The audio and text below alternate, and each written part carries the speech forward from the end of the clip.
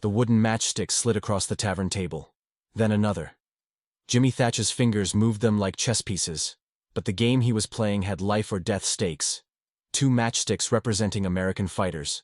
1 matchstick angling in like a predator. The Japanese 0. His hand pushed the American matchstick away, trying to escape. The 0 followed easily, its tighter turning ability obvious even in miniature. Dead pilot. Another family getting a telegram. Thatch swept the matchsticks aside. Started over. The problem felt impossible. May 1942, and the United States Navy was losing the air war in the Pacific. Not slowly, not gradually, catastrophically. Young pilots were climbing into their cockpits, knowing they probably wouldn't come back, and Thatch, as squadron commander, had to watch them go, had to send them out. Had to write letters to their mothers explaining how bravely they'd died. But brave didn't matter when your aircraft couldn't compete. Brave didn't matter when physics and engineering gave the enemy every advantage. Brave didn't matter when you were outmatched in every measurable way. The 0 was simply better, faster, more agile, deadlier. American pilots reported the same thing from every battle. We never had a chance. 3 months earlier, Thatch had received an intelligence report that confirmed his worst fears. The Navy had captured an intact 0, tested it extensively, measured everything. The data was brutal. Maximum speed, 331 miles per hour versus the Wildcat's 318. Rate of climb, 3,000 feet per minute versus 2,300. Turn radius, devastatingly tighter. In a turning fight, which aerial combat always became, the 0 could circle inside the Wildcat every single time. Get behind it. Line up guns. Fire. Kill. Traditional tactics weren't just failing. They were getting pilots slaughtered. And Thatch couldn't figure out why nobody seemed panicked about this. Pilots kept flying the same formations, using the same maneuvers, expecting different results. The definition of insanity. So here he sat, alone in a quiet corner of the officers' club at Pearl Harbor, moving matchsticks around a table, while other pilots laughed and played cards nearby. They didn't know what he knew. They hadn't read the detailed analysis. They hadn't done the math that showed American fighters were flying coffins. Thatch positioned 2 matchsticks parallel. Standard wingman formation. The way the Navy had flown for 20 years. Leader and wingman, separated by a few hundred feet, each scanning their sector of sky. When trouble arrived, the wingman was supposed to protect the leader's blind spots. Except against 0s, that formation created 2 isolated targets instead of a mutually supporting team. A 0 would bounce 1 American, and by the time the wingman turned to help, his partner was already spinning toward the ocean in flames. Then, the 0's wingman would attack the now alone American. 2 0s, 2 dead Americans, mission accomplished. It happened every single day. Good pilots. Experienced pilots. Dead pilots. Thatch had filled 3 notebooks trying to solve this. Pages of diagrams showing attack angles, turning circles, firing solutions. He'd consulted with engineers, mathematicians, other squadron commanders. Nobody had an answer. The consensus was grim. We need better aircraft. Until then, we take casualties and hope for the best. But hope wasn't a strategy. And casualties had names, faces, families. Every loss hit Thatch like a physical blow. He'd trained these men, flown with them, knew their jokes, their girlfriends' names, their plans for after the war. Plans they'd never fulfill because the 0 was faster. His fingers moved the matchsticks again. What if the wingmen flew closer? He pushed them together. Too close. Collision risk, restricted movement, no room to maneuver. What if they flew farther apart? He spread them wide. Worse, even less mutual support. Easier for 0s to isolate and kill them individually. Every configuration had fatal flaws. The 0's superior performance made traditional tactics obsolete, and Thatch couldn't change the Wildcat's specifications, couldn't make it lighter, faster, more maneuverable. The aircraft was what it was. Physics didn't negotiate. Maybe that was the problem. Maybe he was thinking about this wrong. Everyone focused on the aircraft's limitations. What if instead he focused on what the Wildcat could do? What advantages did it have? The Wildcat was tougher, more armor, stronger airframe. It could take damage that would destroy a 0. The Wildcat's guns hit harder, 4 50-caliber machine guns versus the Zero's lighter armament, and the Wildcat could dive faster without falling apart. The Zero's lightweight construction made high-speed dives dangerous for Japanese pilots. But none of those advantages mattered if you died in the first 30 seconds of combat. You had to survive the initial engagement to use your strengths. That was the critical problem. Survival.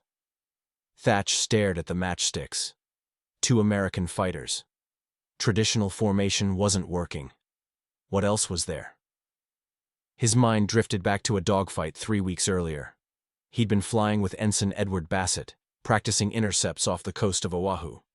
They'd been engaged in mock combat with another pair of Wildcats, simulating a furball. At one point, Thatch had turned hard left, just as Bassett turned hard right, and they'd crossed paths, nearly colliding, close enough that Thatch saw Bassett's shocked face through the canopy. The other enemy Wildcat had been chasing Thatch, and when Thatch and Bassett crossed, the enemy pilot suddenly found Bassett's nose pointed directly at him. Perfect gun position. The enemy had to break off defensively. The pursuit reversed in one heartbeat. Thatch had dismissed it at the time. A lucky accident. Sloppy flying that almost caused a disaster. But now, staring at matchsticks on a table, that memory surfaced differently. What if it wasn't sloppy? What if it was something else? He grabbed 2 matchsticks, held them parallel, noses pointed forward. Standard formation. Then he angled them slightly inward, maybe 15 degrees, so their noses pointed toward each other instead of straight ahead. The wingmen flying toward each other rather than beside each other.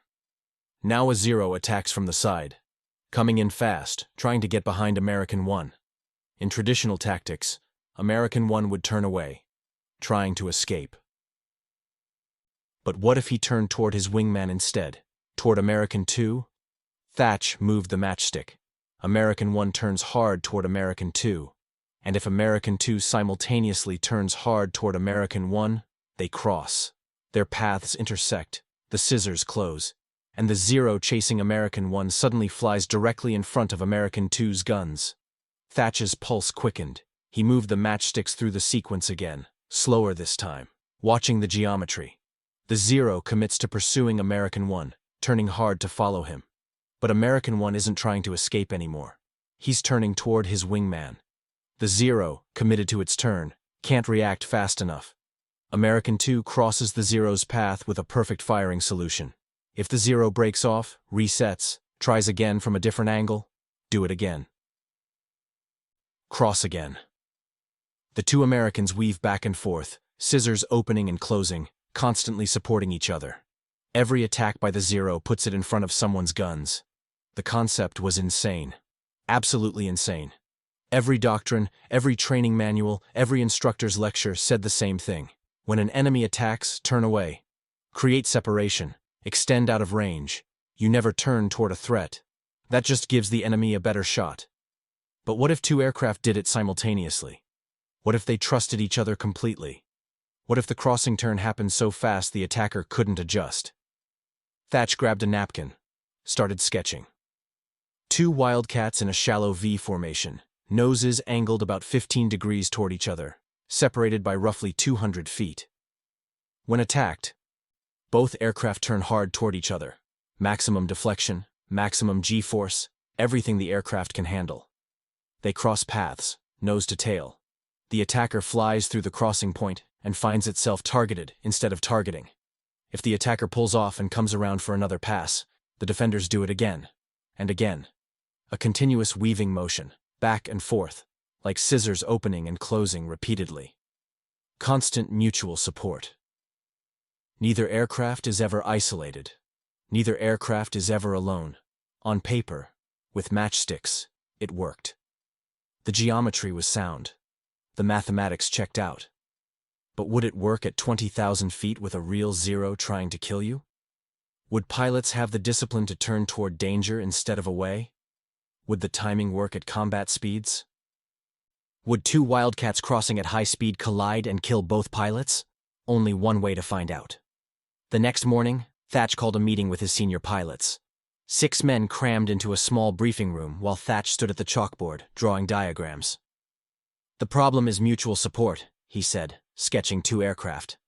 Current formation puts us too far apart. When a zero attacks, the wingman can't help fast enough. The pilots nodded. They'd all experienced this. Watched their partners die while they were still turning to engage. So we're going to fly closer, Thatch continued. Nose in formation, about 200 feet separation, angled toward each other. More nods. That made sense. Closer meant faster support. And when a zero attacks... Thatch paused, knowing this next part would sound crazy. We turned toward each other. Silence. Confused looks. Sir, Lieutenant Harris finally said, you mean turn toward the zero? No, toward each other. Both aircraft, simultaneously. Hard turn toward your wingman. You cross paths. The zero flies through your crossing point. But that's... Harris trailed off, trying to process this. That's suicide. You're turning into the attack. You're turning toward your wingman, Thatch corrected. The zero happens to be between you and your wingman. When you cross, he's in your partner's gun sight. Ensign Bassett spoke up. Like that near miss we had 3 weeks ago during practice, when we almost collided. Exactly like that, Thatch said. Except not a near miss. Intentional. Controlled. Both pilots knowing exactly what's happening. The room erupted. That's insane. We'll collide. Goes against every training principle. The zero will just blow us apart before we cross. Thatch let them argue. Let them voice their concerns. Then he held up his hand. I know how it sounds. But look at the alternative. Current tactics kill us. 3 pilots dead this week alone. 5 last week. The zero dominates us because we're fighting it wrong. We can't outturn it individually, so we don't try. We outturn it as a team. He pointed at the chalkboard diagram. The zero's strength is its turning ability, but that strength becomes a weakness if the fight becomes 2-on-1. The zero commits to following one of us, and he's vulnerable to the other. The weaving motion makes it 2-on-1 constantly. If it works, Harris said quietly. If it works, Thatch agreed. Which is why we're going to test it. Carefully, thoroughly. Until either it proves itself or kills us in practice so we know not to try it in combat. That got grim chuckles. But they agreed to try. What choice did they have? Keep flying the old way and keep dying? Or try something new that might work? They started that afternoon. 2 Wildcats, Thatch and Bassett, flying the new formation. Nose in, tight spacing. It felt wrong immediately. Every instinct said you needed room to maneuver, space to work. Flying this close to your wingman felt claustrophobic. Thatch called over the radio. Harris, you're the aggressor. Bounce us like a zero. Don't hold back. Harris's Wildcat climbed above them, rolled inverted, dove. The attack came fast, exactly like a zero would do it. Thatch saw him coming, lined up on Bassett. Braking, Thatch called. His hand slammed the stick left. Full deflection. Hard turn toward Bassett. He felt the G-forces crush him into his seat. Vision tunneling. The Wildcat groaning as it turned at maximum rate. And kept turning. Toward the threat. Toward danger. Every instinct screaming to turn away. Bassett turned simultaneously. Right stick. Toward Thatch. The 2 Wildcats converged. They missed by less than 20 feet. Thatch saw Bassett's aircraft flash past, close enough to see the rivets on the fuselage. His heart hammered. Too close. Way too close. But Harris had to break off his attack. The crossing Wildcats forced him defensive. No shot opportunity. The roles reversed. Suddenly, Harris was the one being pursued instead of pursuing. They tried again. And again. Each attempt refined the timing, the spacing, the turn rate. Too slow, and the attacker got through. Too fast, and they risked collision. The timing had to be perfect, both pilots turning at exactly the same moment, same rate, trusting completely. After 2 hours, they were getting it. The crosses became smoother, spacing consistent. The attacking pilot, they rotated, who played the zero, couldn't get guns on. Every attack put them defensive. But this was practice. Friendly aircraft, no live ammunition, no actual death. Combat would be different. Combat was always different. They trained for 3 days straight, flight after flight. Thatch pushed them hard, adding complications, multiple attackers, attacks from different angles, high side passes, low side passes, head-on runs. The weave worked against all of them. Not perfectly. Sometimes the attackers found angles, but far better than traditional tactics. The pilots started believing. Started trusting the maneuver. The counterintuitive turn became natural. When your wingman called braking, your hand moved automatically. No thought, pure muscle memory. By the end of the third day, Thatch felt ready. Not confident. You couldn't be confident when testing something that might kill you. But ready. They'd done everything possible to prepare. The rest would happen in combat, and combat was coming. Intelligence indicated a major Japanese operation developing. Multiple carriers moving east. Destination, Midway Island. A tiny speck of coral in the middle of the Pacific that suddenly mattered enormously. The entire Pacific Fleet was steaming to intercept. Thatch's squadron would be there, flying wildcats, fighting Zeros, using the weave for the first time in actual combat. Matchsticks had shown him the geometry. Training had proven the concept. Now they'd find out if it worked when lives hung in the balance.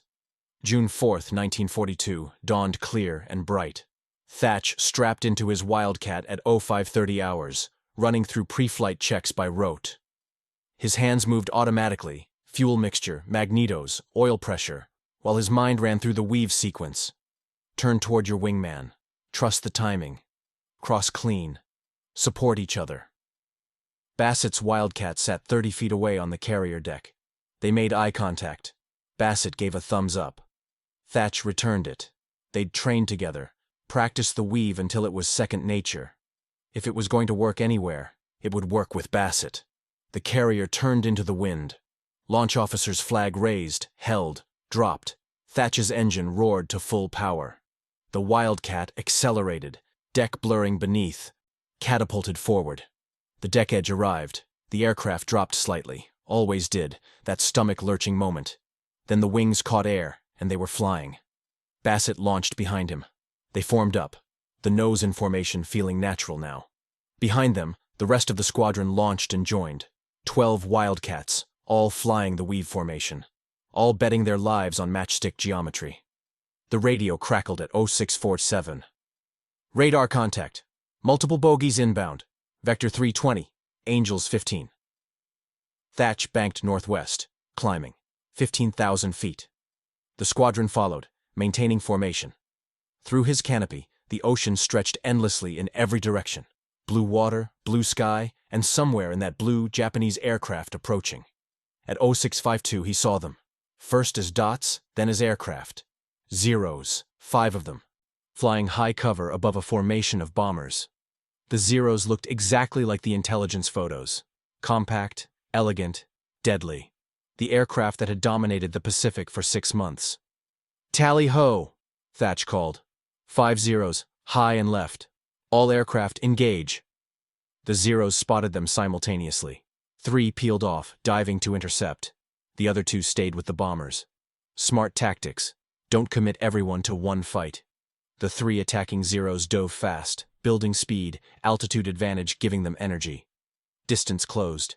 3,000 yards. 2,000. Thatch could see the lead Zero's propeller, see the distinctive red rising sun on its fuselage. The Zero's wings flickered, cannon fire. Tracers arced toward them, bright in the morning sun. The Zero committed, turning hard to get behind Thatch. The Japanese pilot was aggressive, confident.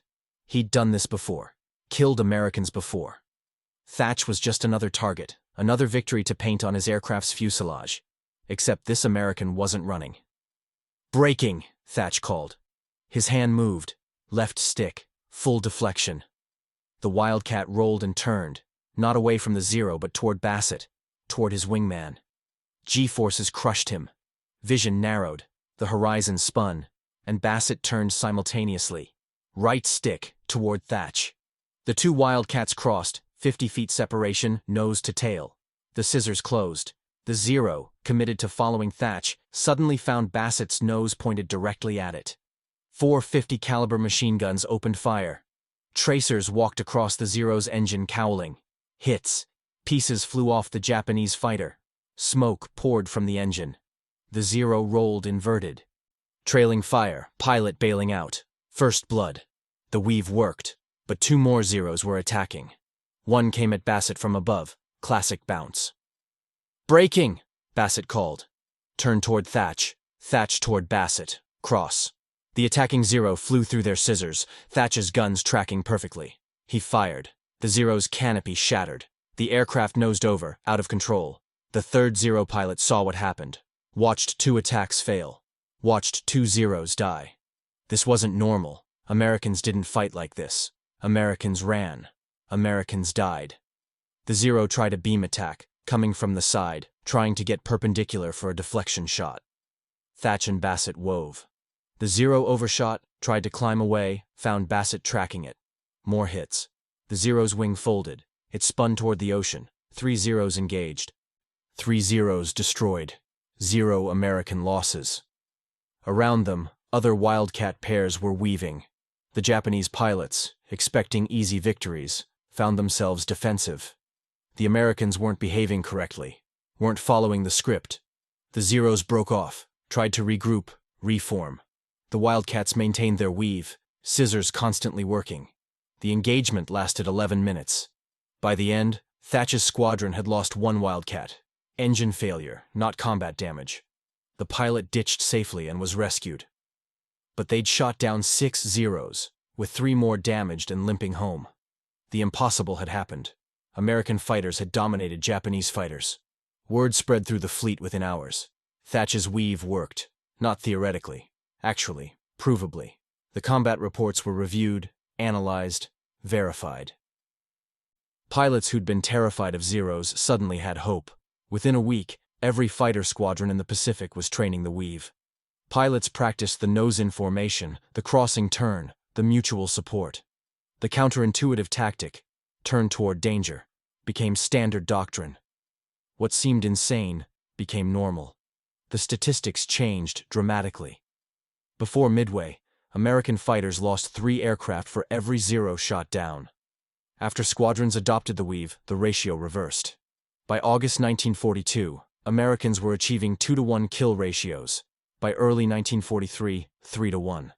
The Zero's dominance evaporated. Japanese pilots adapted, of course. They developed new tactics to counter the weave. High-speed slashing attacks that didn't allow defensive crossing. Vertical maneuvers that exploited altitude. The air war became a chess match. Tactics evolving constantly. But American pilots weren't helpless anymore. They had a tool that worked. The weave evolved too. 4 aircraft divisions developed coordinated weaves that protected entire formations. High-low weaves used altitude separation for additional support. Pilots created variations for every combat scenario. But the core principle remained: mutual support through crossing turns. Later aircraft made the maneuver easier. The F-6F Hellcat, introduced in 1943, had better performance than the Wildcat. The F-4U Corsair was even faster, but both aircraft flew the weave as standard tactics. Even when American aircraft matched or exceeded the Zero's capabilities, the weave remained doctrine because it worked. Jimmy Thatch survived the war, rose to admiral, commanded carrier groups, trained generations of naval aviators. But of everything he accomplished, the weave remained his legacy. That one evening with Matchsticks saved thousands of American lives. Modern fighter pilots still learn the Thach Weave. The specific aircraft have changed, jets instead of propeller planes, but the principle is timeless. 2 aircraft supporting each other through coordinated maneuvers can defeat a more capable opponent. Teamwork overcomes technical disadvantage. The Japanese Zero was an incredible aircraft. Japanese engineers created something genuinely impressive. Lightweight, maneuverable, deadly at the start of the war. But wars aren't won by engineering alone. They're won by innovation, by refusing to accept defeat, by a squadron commander with matchsticks on a tavern table, working the problem until something clicked. The best aircraft doesn't always win. Sometimes the winning aircraft is the one flown by pilots who refuse to die, who trust each other completely, who turn toward danger because their wingman is turning too. From matchsticks to military doctrine. From a tavern table in Pearl Harbor to textbooks at fighter schools worldwide. One man's refusal to accept that his pilots had to die changed how fighters flew forever. And thousands of pilots came home because of it.